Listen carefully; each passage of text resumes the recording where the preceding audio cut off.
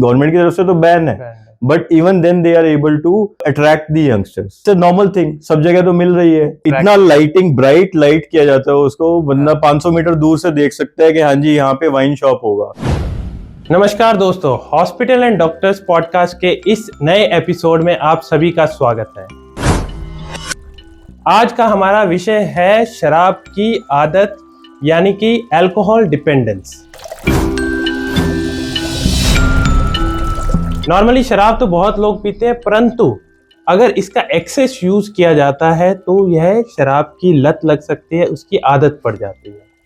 तो आज हम इसको डिस्कस करने के लिए हमारे साथ अवेलेबल हैं de addiction specialist doctor Abhishek Gupta. Doctor अभिषेक, आपका इस शो पे स्वागत है। Thank you sir. तो डॉक्टर अभिषेक, हमें यह बताइए कि नॉर्मली शराब तो यानी अल्कोहल कंज्यूम तो बहुत लोग करते हैं, सोशली भी ड्रिंक करते हैं, तो यह आदत कब बन जाती है और क्या लक्षण है जिसमें हमें इससे पता लगता है कि ये कोई आदमी अल्कोहल डिपेंडेंट हो गया है?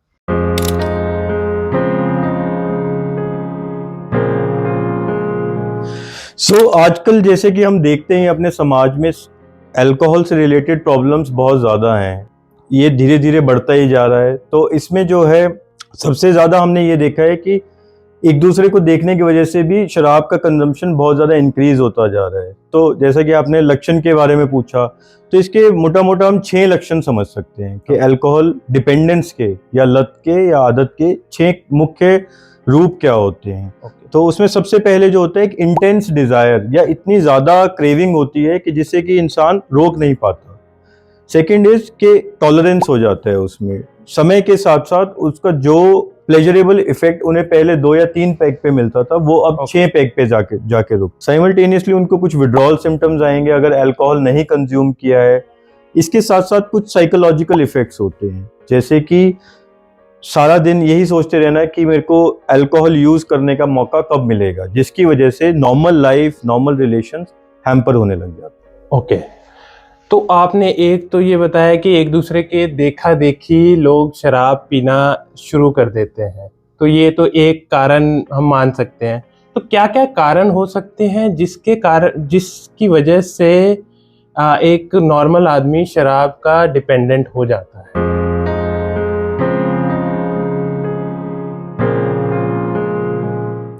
बिल्कुल सही सवाल है सर आपका।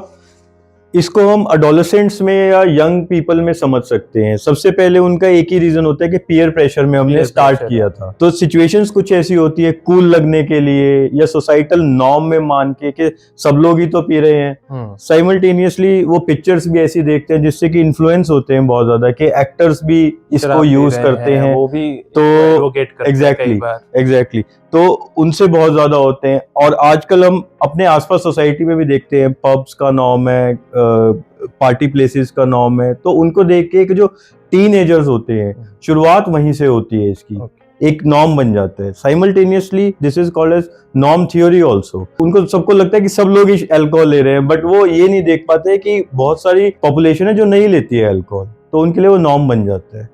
सेकेंड इज कि अगर कोई फैमिली में ही कंज्यूम कर रहा है तो उनके लिए वो आइडियल ही वो सेट हो जाता है कि अल्कोहल यूज करना इज अ नॉर्मल थिंग, और इसके कोई बहुत ज्यादा प्रॉब्लमैटिक नहीं है। उसके अलावा कम्युनिटी में अगर इजी अवेलेबिलिटी है, every 1 kilometre there is a wine shop, तो there will be more attractedness towards it कि हाँ अल्कोहल यूज करना इट्स अ नॉर्मल थिंग, सब जगह तो मिल रही है। जैसे दालचीनी देखा जाए तो पब्स और ये जो ठेके होते हैं उनको भी बहुत अट्रैक्टिव बनाया हुआ होता है ताकि और ज्यादा लोग इतना लाइटिंग, ब्राइट लाइट किया जाता है उसको, बंदा 500 मीटर दूर से देख सकता है कि हाँ जी यहाँ पे वाइन शॉप होगा। It is not there for any other kind of shops, तो they make it look attractive. Government चाहे कितने भी रूल्स बना ले इसके लिए, बट आजकल इंस्टाग्राम के थ्रू या ये लाइव कॉन्सर्ट्स होते हैं तो उनपे प्रॉक्सी एडवर्टीजमेंट्स होते हैं या सब्स्टिट्यूट एडवर्टीजमेंट्स होते हैं, जो कि गवर्नमेंट की तरफ से तो बैन है, but even then they are able to attract the youngsters. तो शुरुआत वहीं से होती है कहीं ना कहीं। जैसे अल्कोहल के नेम पे वो लोग सोडा को एग्जैक्टली उसको ग्लासेस भी आते हैं, glasses, and then at the end of the advertisement they will say you know what we do exactly. Some brands use this kind of lines. तो ये एग्जैक्टली एक पीयर प्रेशर और norm theory आपने बताई। इसके अलावा कुछ और कारण है जो कि नॉट एडोलेसेंट, बाकी एडल्ट Exactly. या later age of so life में। इससे भी ज्यादा जरूरी जो है वो है जेनेटिक लोड। अगर फैमिली में बहुत ज्यादा जेनेटिक लोड है अल्कोहल यूज का तो Okay. उनका प्रिपॉन्डरेंस है। नेक्स्ट इज अगर कोई साइकेट्रिक स्ट्रेस है, stress factor is also one of the common things जिसकी वजह से अल्कोहल यूज इंक्रीज होता जा रहा है। Because we have been shown this way कि रिलैक्स करने के लिए आप अल्कोहल का यूज कर सकते हैं। तो it's becoming a common thing कि स्ट्रेस को मैनेज करना है तो अल्कोहल यूज किया जा सकता है। साइमल्टेनियसली अगर किसी को साइकेट्रिक डिसऑर्डर है at the level of depression या कोई और एंजाइटी डिसऑर्डर्स है तो उसके लिए भी अल्कोहल यूज करना एक कॉमन आउटकम बन जाता है। ओके, क्योंकि आज की लाइफ इतनी फास्ट पेस्ड है, सब लोग स्ट्रेस्ड हैं, तो अल्कोहल इसी वजह से मोर कॉमन अपने लाइफस्टाइल में आ गया है। डेफिनेटली तो इस वजह से ही इतना कॉमन हो जाने के कारण इसके कॉम्प्लिकेशन भी बहुत ज़्यादा बढ़ गए हैं और लोगों में liver problem, kidney problem, heart problem, even stroke और हार्ट अटैक्स वगैरह इतने कॉमन हो गए हैं जो अपने स्वास्थ्य को अफेक्ट करते हैं। इसी के साथ साथ ये अपने फैमिली लाइफ को भी इफेक्ट करते हैं। ज़्यादा उनमें देखा गया है पॉवर्टी, जो पैसा है वो उसको अल्कोहल खरीदने में यूज कर देते हैं, तो घर में आर्थिक तंगी भी आ जाती है। इसकी कॉम्प्लिकेशंस से बचने के लिए काफ़ी सारे प्रोग्राम्स होते हैं जिन्हें हम डी एडिक्शन प्रोग्राम्स भी कहते हैं, जिसके अंतर्गत ट्रीटमेंट और उससे प्रिवेंशन आखिर सब कुछ शामिल है।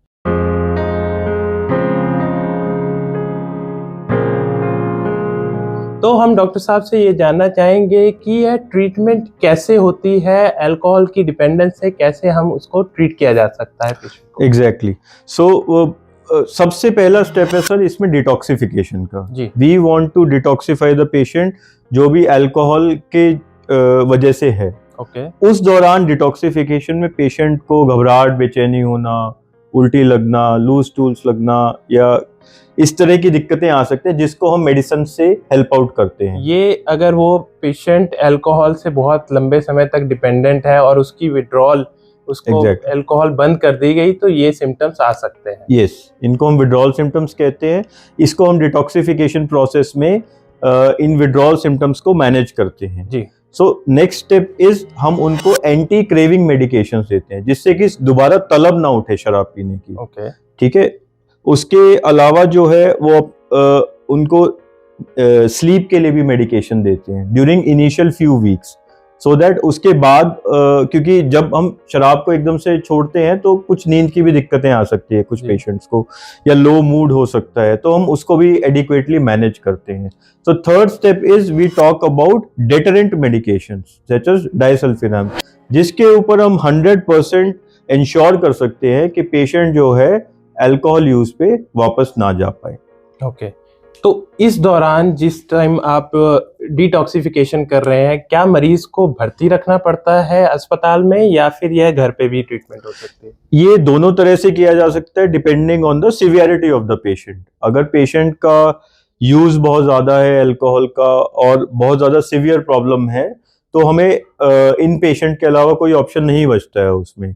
बट जो पेशेंट्स को कम प्रॉब्लम है, कम विड्रॉल सिम्टम्स है, उनको हम आउट पेशेंट बेसिस पे भी मैनेज कर सकते हैं। तो जो आप ट्रीटमेंट में ड्रग्स देते हैं, जो दवाइयां देते हैं, स्लीप मेडिकेशन जैसे आपने बताया, क्या इन मेडिसिन की भी पेशेंट को फर्दर डिपेंडेंस हो सकती है? कुछ लोगों को लगता है कि अब हम ये दवाइयां शुरू कर दी हैं, अल्कोहल तो छूट गई है पर ये दवाइयों पे अब हम जिंदगी भर रहना पड़ेगा।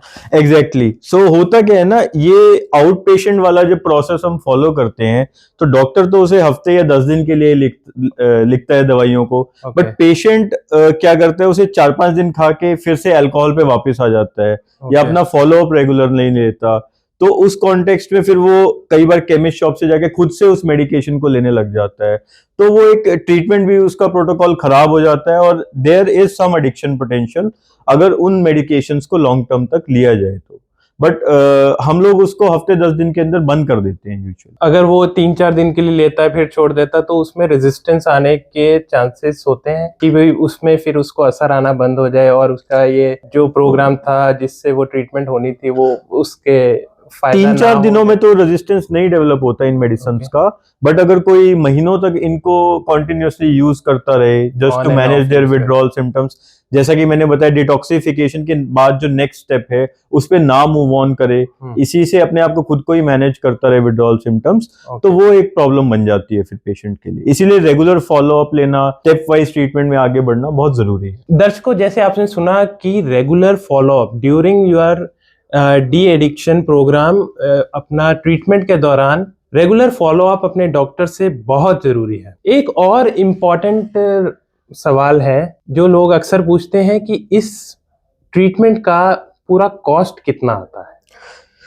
Cost is variable. वैसे डिटॉक्सिफिकेशन तो it is very cheap, okay 1000 से 2000 रुपए में भी हो जाएगा। गवर्नमेंट फैसिलिटीज में फ्री ऑफ कॉस्ट भी ट्रीटमेंट अवेलेबल है जी। बस इंसान को आगे बढ़ के अपना ट्रीटमेंट लेने के लिए पहला कदम उठाना है।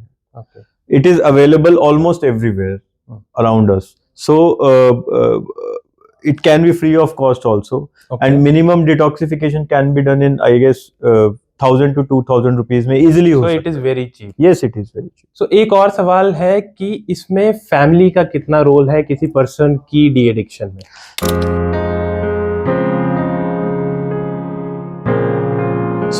यहाँ पे मैं सबको ये गाइड करता हूँ कि हम सिर्फ डी एडिक्शन से ये नहीं समझते कि उसने कुछ समय के लिए अल्कोहल को छोड़ दिया है। हम बात करते हैं रिकवरी की, which is a complete process. तो अगर किसी ने बीच में एक बार अल्कोहल ले भी लिया तो हम ये उसको टैग नहीं कर देंगे कि ये बिल्कुल ही खराब इंसान है, ये कभी भी शराब नहीं छोड़ सकता है। तो फैमिली की तरफ से पूरा कंप्लीट सपोर्ट होना चाहिए, कोई नेगेटिव कमेंट्स नहीं होने चाहिए उसके रिकवरी प्रोसेस को लेके। उनको डॉक्टर से जुड़े रहना चाहिए। अगर बीच में पेशेंट फिर से अल्कोहल यूज करता है, आप उसको फिर से डॉक्टर के पास ले जा सकते हैं जी। इसका हम एनालॉजी भी ऐसे देते हैं, अगर कोई डायबिटीज का पेशेंट है, वो अपनी मेडिकेशंस ले रहा है पर किसी पार्टी पे गया, उसने एक मिठाई कोई खा ली, तो उसने कोई ऐसा पाप तो कर नहीं दिया कि वो दोबारा दवाई नहीं ले सकता या ट्रीटमेंट नहीं ले सकता। तो इसी तरह से इसी बेसिस पे हम लोग अल्कोहल के ट्रीटमेंट के रिगार्डिंग फैमिली को भी गाइड करते हैं। तो उनका सपोर्ट इज वेरी इंपॉर्टेंट कि अगर मान लो बीच बीच में थोड़ा सा कुछ पेशेंट की अपनी विल पावर थोड़ी कमजोर हो भी जाती है तो family support can help in their de addiction. बिल्कुल सर, बिल्कुल। तो मोटिवेशन जो होता है वो फ्लक्चुएट करता रहता है पेशेंट का, और 2-3 महीने 4 महीने के बाद पेशेंट को लगने लगता है कि मुझे तो कोई प्रॉब्लम ही नहीं है, वो ट्रीटमेंट भी छोड़ देता है। उस केस में अगर उसकी किसी अपनी वाइफ से उसका अगर झगड़ा हो जाता है तो वाइफ कह देगी कि तुम तो हमेशा से ही ऐसे हो, तो वो फिर से उसी रास्ते पे चलने की तरफ आकर्षित हो सकता है पेशेंट। तो नेगेटिव कमेंट से बचना बहुत जरूरी है फैमिली मेंबर्स के लिए। तो दर्शकों, आपने सुना अल्कोहल डिपेंडेंस क्या है और उससे कैसे बचा जा सकता है, उसकी ट्रीटमेंट के बारे में। मुझे लगता है कि आपके और भी कुछ सवाल होंगे जिन्हें हम इस शो पर कवर नहीं कर पाए हैं। अगर आपके ऐसे कुछ सवाल हैं तो हमें कमेंट सेक्शन पर बताइए, हम डॉक्टर साहब से उनका जवाब लेने की भरपूर कोशिश करेंगे। अगर आपको यह वीडियो पसंद आया है तो इसे लाइक करें, शेयर करें और हमारे चैनल को सब्सक्राइब करें। Thank you.